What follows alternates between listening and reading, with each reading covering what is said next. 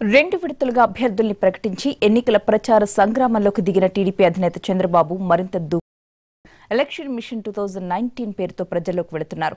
సమయం లేదు మిత్రమా అంటూ ప్రతి కార్యకర్తను ఎన్నికలకు సన్నద్ధం చేస్తూ ముందుకు సాగుతున్నారు.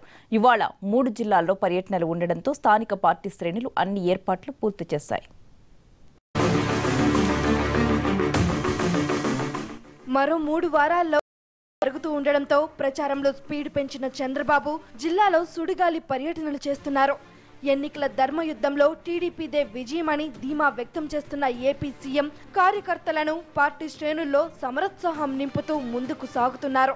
నిన్న ఒకే రోజు 3 జిల్లాల్లో పర్యటించిన చంద్రబాబు వైసీపీ జగన్ ప్రధాని మోదీపై నిప్పులు చెరిగారు.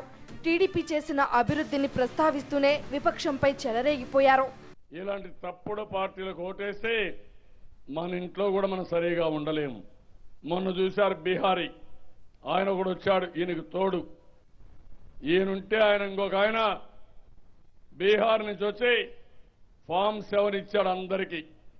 సైబర్ నేరం కంప్యూటర్లు చేశారు, 9 లక్షలు చేశారు.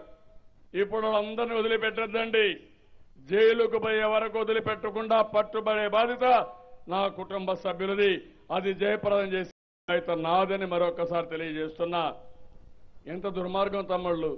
ఒకప్పుడు జేబులు కొట్టేవాళ్ళు ఉండేవాళ్ళు, దొంగతనాలు చేసేవాళ్ళు ఉండేవాళ్ళు. ఇప్పుడు ఓటు దొంగలు కూడా వచ్చేసారు మన రాష్ట్రానికి.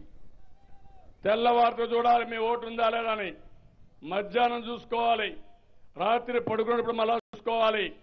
విజయనగరం, విశాఖ, కాకినాడ సభల్లో వైసీపీ ఆరోపణలపై కౌంటర్ అటాక్ చేశారు. వివేక హత్యను కూడా రాజకీయం చేస్తున్నారంటూ మండిపడ్డారు బాబు. మోదీ కరెంటు ఇవ్వకపోతే 2 పార్టీలు పనిచేయవన్న ఆయన, కేసీఆర్ స్విచ్ చేయకపోతే ఇక్కడ ఫ్యాన్ తిరగదన్నారు. కేసీఆర్ ఏపీ డేటాను దొంగలించి జగన్ కు ఇచ్చారని ఆరోపించారు. నువ్వు నా దగ్గర పనిచేసి నీకంత పెత్తనం చేయాలనుకుంటే నేను ఎంత ఆలోచించాల తమ్ముళ్ళు అని మిమ్మల్ని అందరిని అడుగుతున్నా. భయపడతామా మనం? జగన్ భయపడతాడు. ఎందుకు? లాలూచి.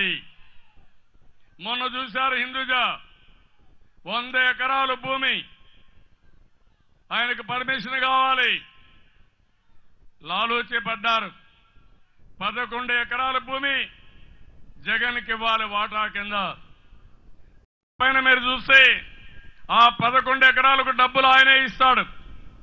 హిందూ అనే కంపెనీకి పంపిస్తాడు 45 కోట్లు. అక్కడి నుంచి షెల్ కంపెనీకి పంపిస్తారు. అక్కడి నుంచి మళ్ళీ జగన్ కంపెనీకి వస్తుంది. మళ్ళా ఆ డబ్బులు హిందూజాకి వెళ్తుంది, భూమి మాత్రం జగన్కు వస్తుంది. జగత్ కెలాడి తమ్ముళ్ళు, మీరే ఆలోచించండి. ఎన్నికల ప్రచార జోరును కొనసాగిస్తూ ఇవాళ కూడా 3 జిల్లాలలో పర్యటించనున్నారు. ముందుగా ప్రకాశం జిల్లా ఒంగోలులో, ఆ తర్వాత గుంటూరు, కృష్ణా జిల్లాలలో ఎన్నికల సన్నాహక సభల్లో పాల్గొంటారు చంద్రబాబు. ఉదయం ఒంగోలులో మినీ స్టేడియంలో నిర్వహించనున్న సభ స్థానిక పార్టీ నేతలు అన్ని ఏర్పాట్లు చేశారు. పార్టీకి చెందిన కీలక నాయకులు, బూత్ కన్వీనర్లు సుమారు 30,000 మంది సభకు హాజరు కానున్నారు. మొత్తం మీద ప్రచార సభల్లో టీడీపీ ప్రభుత్వం చేపట్టిన అభివృద్ధి, సంక్షేమ పథకాలను ప్రజల్లోకి తీసుకువెళ్తూ విపక్షాలపై దుమ్మెత్తిపోస్తూ వెళ్తున్నారు చంద్రబాబు. ప్రసంగాల్లో పదును పెంచడంతో పార్టీ శ్రేణుల్లో ఫుల్ జోష్ కనిపిస్తుంది.